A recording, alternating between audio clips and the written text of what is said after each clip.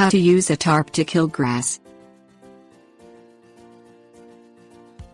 Whether you've decided to go natural with xeriscape, need to put in a new driveway, or you just want to replace your lawn, a tarp can help you to kill off that unwanted grass.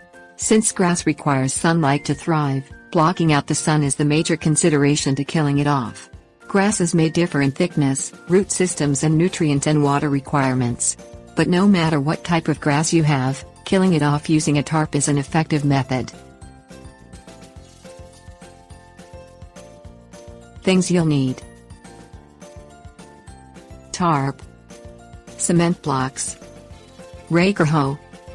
Plan your strategy. Determine the area of grass that you want to destroy.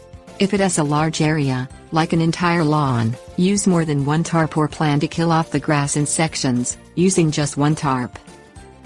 Lay the tarp flat over the grass you want to destroy. Add weights such as cement blocks onto the corners of the tarp. Add additional weights along the edges of the tarp. This will help keep light from reaching the grass. If it is especially windy in the area, add even more weights along the tarp's edges to make a seal. Keep the tarp in place for 1 week.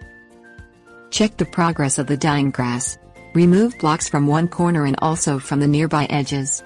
Check the color and texture. The grass should be yellow or brown and should be dry.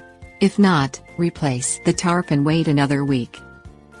Inspect the grass roots. Remove blocks from one corner and also from the nearby edges.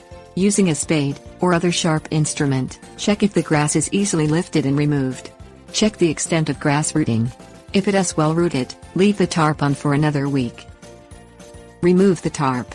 Using a sturdy rake or hoe, rake the area to remove any remaining dried grass.